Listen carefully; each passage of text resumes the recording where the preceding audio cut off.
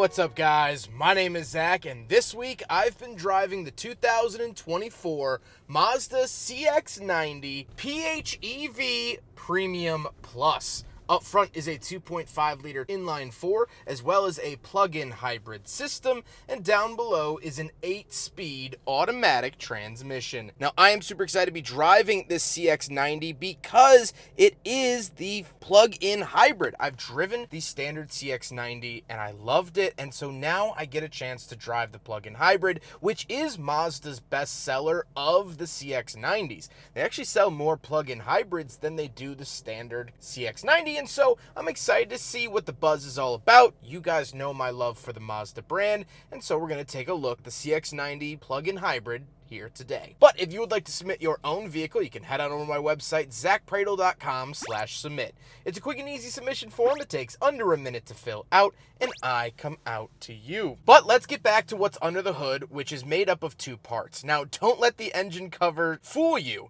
This is a 4-cylinder that you'll find in the CX-50, the Mazda CX-5, the Mazda 3, vehicles like that. However, here it's also hooked up to a plug-in hybrid system, which makes the complete system horsepower 323, which I love that it's 323. If you guys know the old Mazda 323, I like that it all kind of works together. Maybe it was a fun Easter egg from the Mazda brand, but I like it. Now, this isn't the only drivetrain offered. In the standard CX-90, you can also get an inline-6 turbo. That is a 3.3 liter. Now, one of the big benefits of the plug-in hybrid is that you can actually drive 25 miles on all electricity, or at least that's what the EPA estimates. Combined, it'll get 56 mpge, which is a very healthy number, especially for a 3-row. That's why you would buy the plug-in hybrid as opposed to the standard CX-90. What do I prefer to drive? I prefer the 6-cylinder. In terms of driving feel, I really liked how smooth the 6-cylinder is. I prefer the torque that comes with it, and that makes about 17 more horsepower, which I found to be rather noticeable. And on a level 2, it said a full charge would take about 2.5 hours, and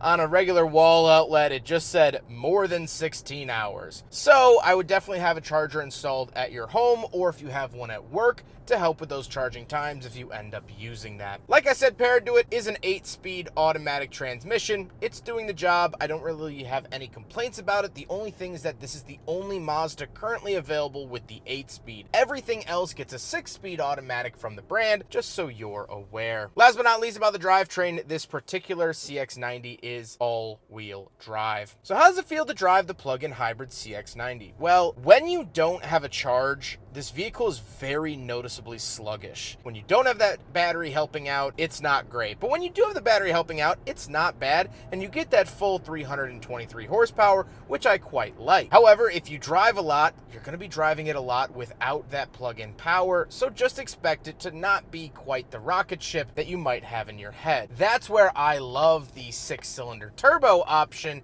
and I think that's the best option for drivability. But again, if you want efficiency, which most people buying this vehicle do, the plug-in hybrid is most certainly the way to go. Visibility is pretty good out the front, and the ride is a little more harsh than its competitors, but that's always been Mazda's go-to. They've prioritized road feel over luxury comfort, which I think works in most of their products, but because this is pushing upper scale, I would have liked to have seen a little bit of softer ride. With that stuff out of the way, let's talk about the interior. Well, in front of me is a completely digital gauge cluster. I really truly love this because you do get to customize it a decent bit. Not only is there this little gauge off to the right that you can cycle through a couple things that I'm showing here, and this is a lovely addition. This is more information than any modern Mazda has gotten in the gauge cluster, so nice to see that. But as you cycle through the drive modes, which I am so excited to see, you actually do see differences and changes in color and graphics on the gauge cluster.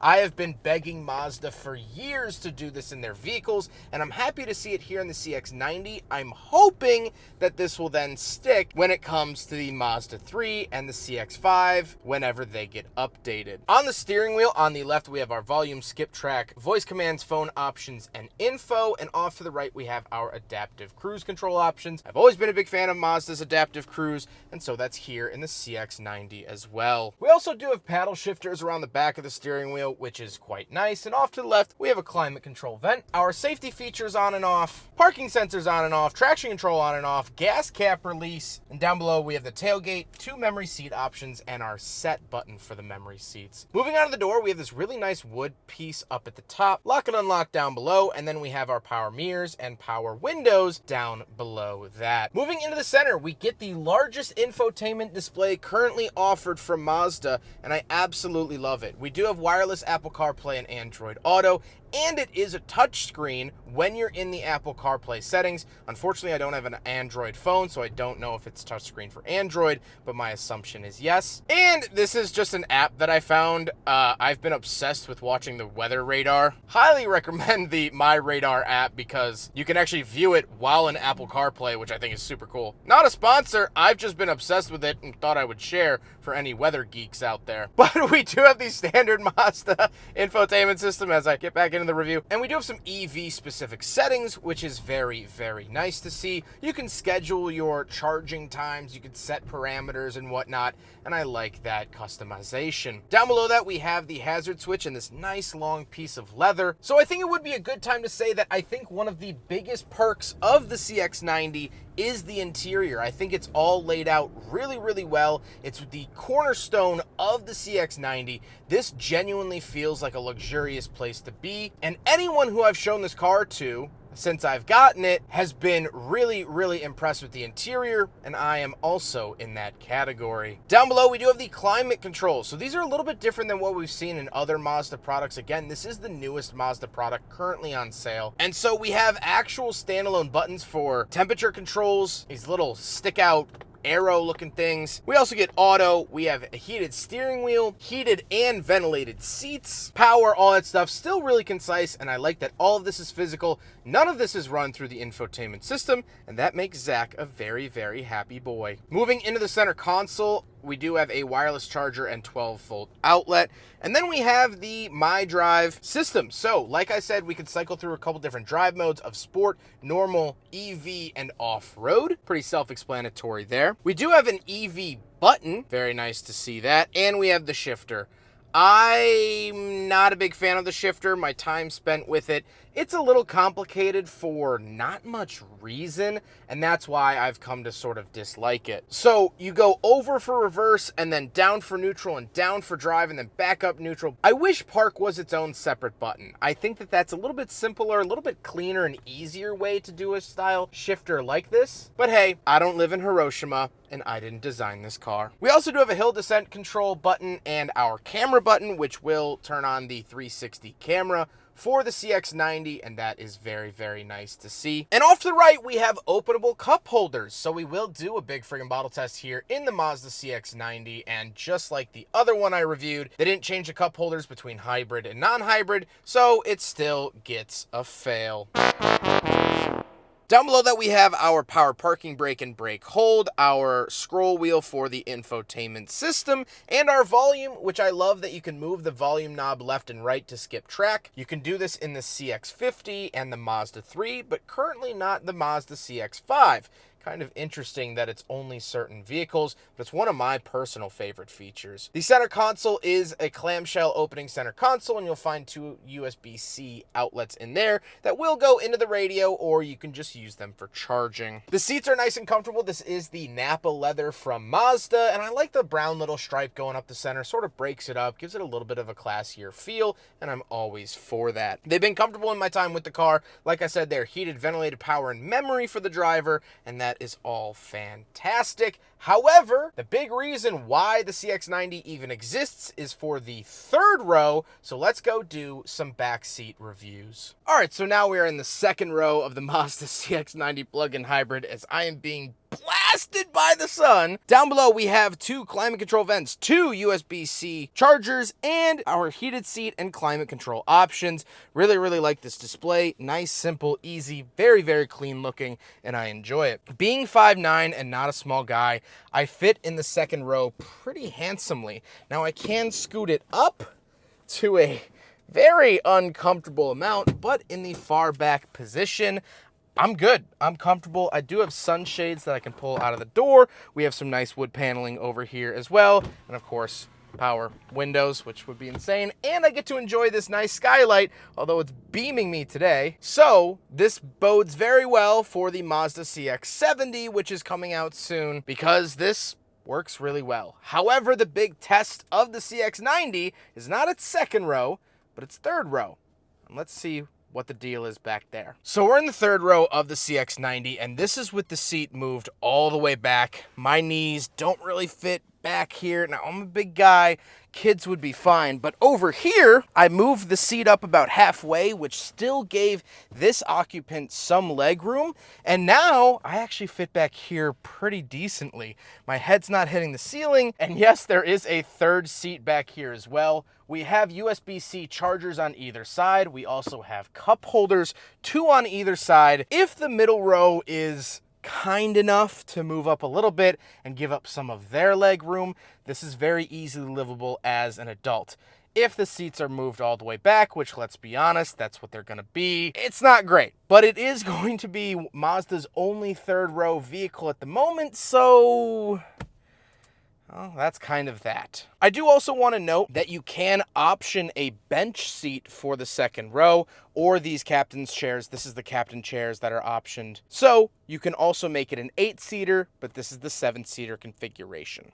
Let's hop into the very back. We'll take a quick look at the trunk and cargo space, and then we'll talk about the looks. So something really cool is that Mazda has finally listened, and we finally have the kick-operated tailgate in the vehicles. Very, very cool to see that. Once we are back here, another really cool thing is that we have 2 wall outlets. So that's wall outlet number 1, wall outlet number 2, as well as a 12-volt outlet that will only work when the battery is on. The back seat space isn't amazing when the third row is up. However, these of course do go down. The second row goes down, and so you can get more storage space if you'd like. And we do have more storage down here. That is the wall charger, some roadside assistance tools and whatnot. So very, very nice to see that. But that is the rear cargo space of the CX-90 plug-in hybrid. Come up here, we can either lock the vehicle or close the rear tailgate. Nice, smooth like that. Really, really love the back of the CX-90. Now we gotta talk about the looks, and I have some inside information. When Mazda decides to design a new color of one of their cars, they actually use this really intricate process called knocking it out of the flippin' park. This is called Artisan Red, and I think it is one of the most gorgeous colors on a car today, let alone from Mazda. And it's just crazy that Mazda has 2 of the industry-leading red colors. Both Soul Red Metallic and now Artisan Red, I think, are wonderful. And since Mazda is trying to position itself more towards a luxury brand as time goes on, I think this color really, really helps out. It's like a fine wine, and I think it is absolutely awesome to look at. I think the overall design of the CX-90 is decent as well. I'm not over the moon about it. I think the face and rear end are a little flat, and this is a pretty large vehicle. I could not fit this car in my garage without moving stuff around. Now, I don't have the cleanest garage in the Midwest, but I also have a Mazda CX-5 that fits very easily into the garage. And so if you're upgrading from the CX-5 to the CX-90, just expect a little bit less space to move around when parking inside. However, with all of this being said, let's get on to my final thoughts. What do I think having an extended amount of time with the CX-90 plug-in hybrid? Well, let's get my downsides out of the way. I don't like the shifter, just not a fan of that. And although I love the plug-in hybrid system, I'm so happy to see Mazda doing a plug-in hybrid. I don't love the way that it drives because there is a better option. If the 6-cylinder didn't exist, I would say, yes, this car drives fine. It drives good, and it would be a welcome vehicle in my driveway. But because the 6-cylinder exists, and personally, I think the 6-cylinder is better, that's why I'm saying I would much rather go with the 6. I'm not saying this drivetrain is bad at all. It's fine. Does the job. And if you only drive in town, you go shorter distances, you don't road trip a lot like I do, I think this vehicle would be perfect. You can get those 25 miles all EV, and you get better fuel economy even when not in MPG mode. I think overall too, like I said, the color knocks it out of the park, and this interior is a firm upgrade over anything that Mazda has ever put out in the past. Now, of course, the price tag will reflect that. This is a nearly $60,000 Mazda. Mazda. But I think if you compare it to the competitors in this segment, I don't think you would be let down. And that's impressive out of the little Japanese company that's famous for the Miata,